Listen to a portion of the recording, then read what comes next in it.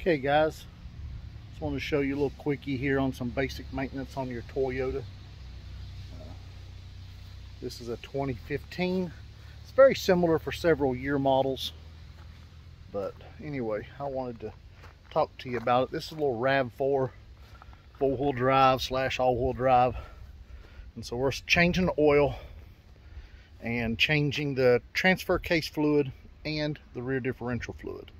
So I'm going to show you what we use, how to do it, so you can do your own if you want, or bring it to me. Alright, here we go. Okay, so we're using a set of ramps. My lift is currently not set up, so we've got the car pulled up here safely on some ramps. I've got some Valvoline full synthetic gear oil to go in it, and we'll need our Allen sockets, a ratchet, and this is what we're going to use for the transfer case service.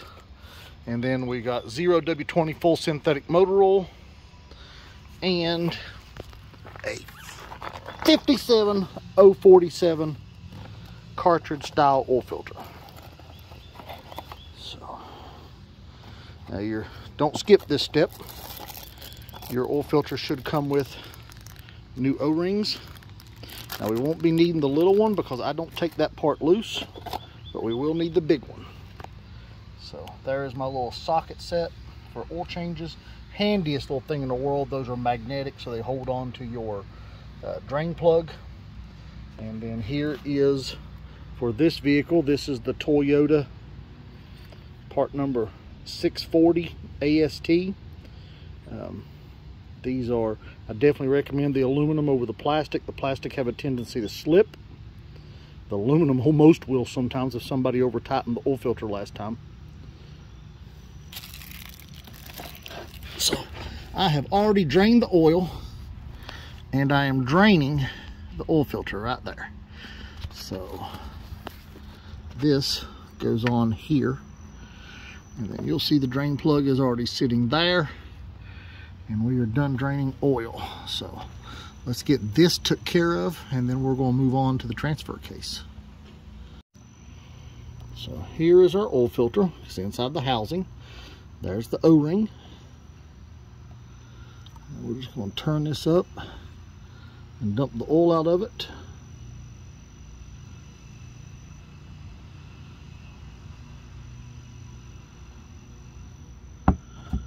Now, let's go ahead and tighten that drain plug. Already got it started up in there. My rule is you don't go nowhere once you put a drain plug in until you tighten it. If the building is on fire, you tighten the drain plug. That's a 14 millimeter.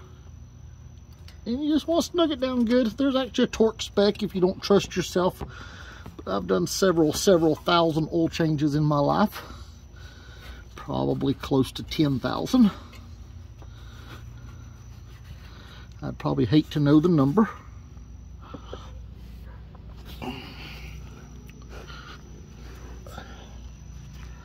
Alright, see if I can do this one-handed. So your oil filter, it just kind of pops in here. But it may be a two-handed job. I don't know if I can do this with one hand.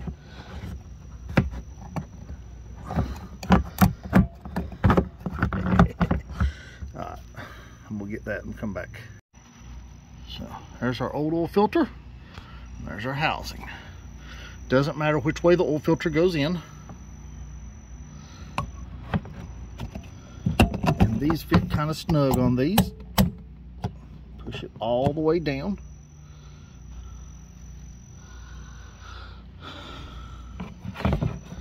And then this sits back up in here like this, and you will tighten it down.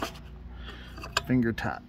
And this gasket, you just kind of roll it off your finger.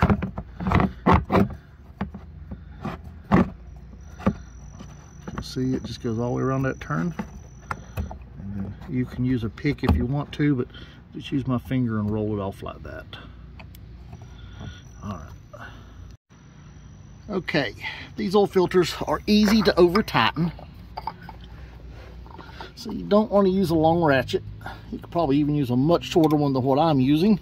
It just happens to be my favorite ratchet. You want to make sure that is up on there good. And then you put your ratchet on. And there is a torque spec. We're not down yet. It's still compressing the O-ring.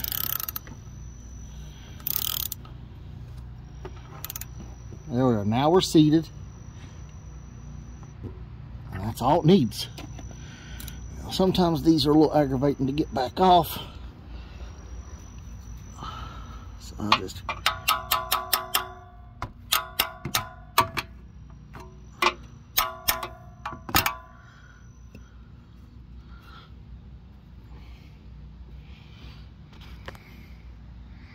Alright, we'll pull that off. We'll come back to the transfer case. Okay guys, here's our transfer case. Now, there is our drain plug, and up here is our fuel plug. Now I have already broke those loose, and you want to break that fuel plug loose first, just in case you can't get it loose, because you don't want to drain your fluid and then be stuck. Now these are 10mm. Always make sure your Allen socket is up in there real well. And then you can thread them out by finger. Your drain plug in place, or drain pan. Watch your exhaust here. This one's cooled off a little bit since I pulled it in, so that exhaust can definitely burn you. I'm gonna go ahead and take the fuel plug out so that the fluid will drain well.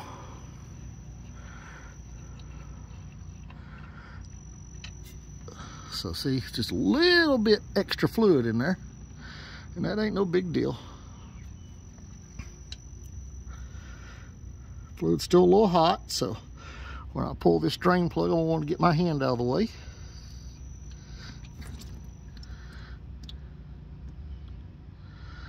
And they don't use much fluid. That's also why it's important to change this stuff, because that little bit of fluid burns up quick. You want to keep them serviced.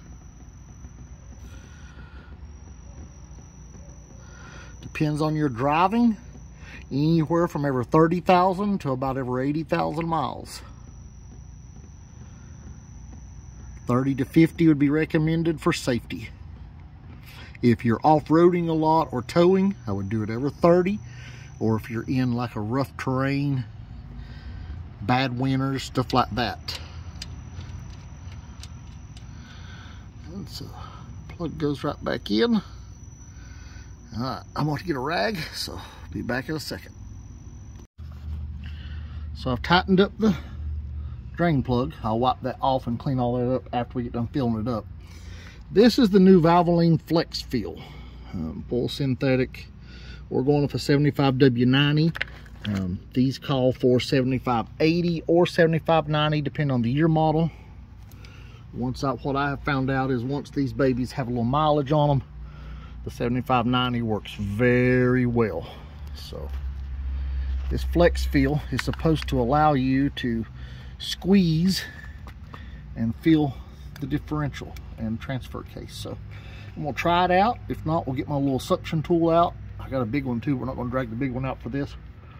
And but I think this will work. So unfortunately I can't hold the camera and show you, but the gist of it is we're going to take the cap off and we're going to stick this up in here and fill that. So here we go. So we're going to finish putting our 5 quarts of 0W20 in, and we're running a NAPA full synthetic in this one, which is Valvoline. Run your favorite brand of oil, whether it's Pennzoil or Valvoline or Castrol, whatever it is. Comment down below in the comments. Let me know what oil you use and why you're using it. Whatever you're using, I highly recommend synthetic in modern engines. But I also recommend synthetic in your older engines. Now, that being said, some of your old flat tappet engines need specialized additive so the camshaft doesn't wear out. Now my old Mustangs, I got 2 of them. Those are old 302 5-liter engines, and those 302s in those 5-liter HOs are a, oh yeah, by the way, there's my oil station. I keep my oil in bag boxes. There's 6 gallons, except for the transmission. Well, that's actually 1540 Valvoline, but the transmission fluid comes in a box like that. That's a 5 gallon. But anyway, that's handy. But anyway, back to where we were before I chased that rabbit trail. Excuse the mess in here. I'm transitioning on my shops, and this one is a disaster. It's not a permanent location. I closed my business that we'd run for years, and I had to move everything somewhere. So I had this building, so most of my stuff is in here. Not everything wouldn't all fit, but we're transitioning to a new shop, and I'll bring you along for that build as we get started. It's going to be a several-year project. But anyway, back to the 5-liter Mustangs, the HO engines, and several of the other more modern versions of those old engines. You know, it's still an old design engine with some modern amenities. The roller tappet camshaft doesn't have to have the additive, but your old engines need additive for the camshaft to protect it. So if you don't buy the additive or buy an oil that has that already in it, that is designed for flat tappet camshafts, you'll wear your camshaft out too fast. But that's a story for another day. And right now, we're focusing on this little Toyota. Keep a stock of oil filters on hand.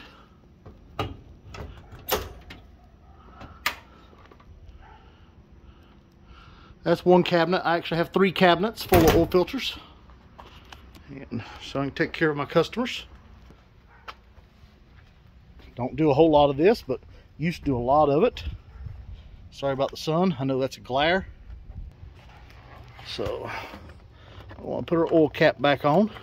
When you're doing this, you want to make sure these are nice because they got a ridge. But you want to make sure no debris can't fall down in there. It's also not a bad idea if you're not real careful. Just go ahead and wash that off with brake clean, so you don't have any issues with it. So we're about done with the oil change. I need to check a couple of things, top off the washer fluid. We're going to start the engine, make sure we ain't got no oil leaks. And then we're going to turn this baby around to do the differential service. And we got to reset the oil maintenance light. So as you see, we got a 97,000 mile car here.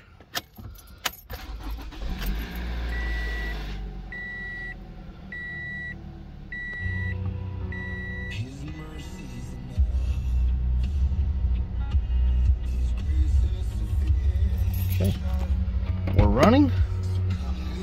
Let's get out. Make sure we got no fluid leaks.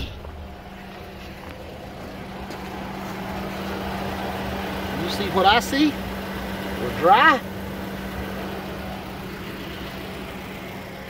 So now it's time to turn this thing around. Okay guys, I am upside down under a car having a good time. So I want to show you the same thing here. We still use the same size Allen socket, and still got a fuel plug and a drain plug. So let's take a look. So I like using this long handled ratchet to break them loose with, which I have already done just because it makes it easier, less busted knuckles. And so as you see, same socket, 10 millimeter. I recommend a good quality socket. Cheap sockets on stuff like Allen sockets and Torx sockets can get you in trouble. Now, when it comes to a Torx, I am a snap-on only kind of guy. But I will tell you that when it comes to Allen sockets, there's lots of good brands out there. Lots. It's a little bit of a tight fit.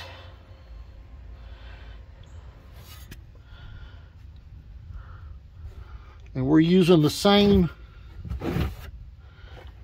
oil. It's just a different amount.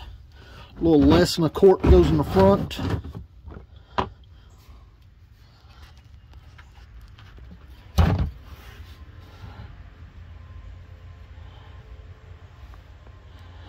My drain pan's got a baffle that keeps the drain plugs from getting lost, so if you drop it, it's not a big deal.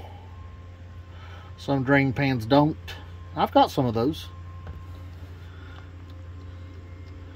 Now that fluid looks a little rougher than the fluid we just took out. A little dirtier.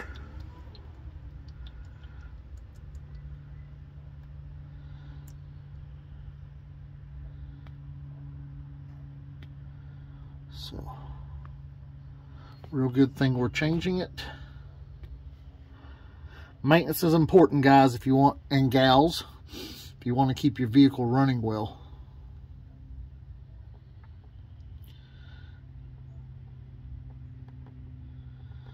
Alright, I am not sure if this squeeze feel is going to work. I'm going to give it a shot. A little bit tighter fit up in there, so this will be the test of it. It worked great on the front, so we're going to see how it does on the back. Alright guys, I have refilled it. Took a little less than a quart to fill up that rear differential, so all in all, get you 2 quarts. You won't use all of 2 quarts to do the front transfer case and the rear differential. Probably calls for around 3/4 of a quart a piece. The rear may even call for a 1/2 quart. I can't remember off the top of my head, but it wasn't a lot. So we've got them refilled. We've got the oil change done. So I need to pull it down off the ramps, and it'll be ready for a test drive. Cool. All in all, been a pleasant job.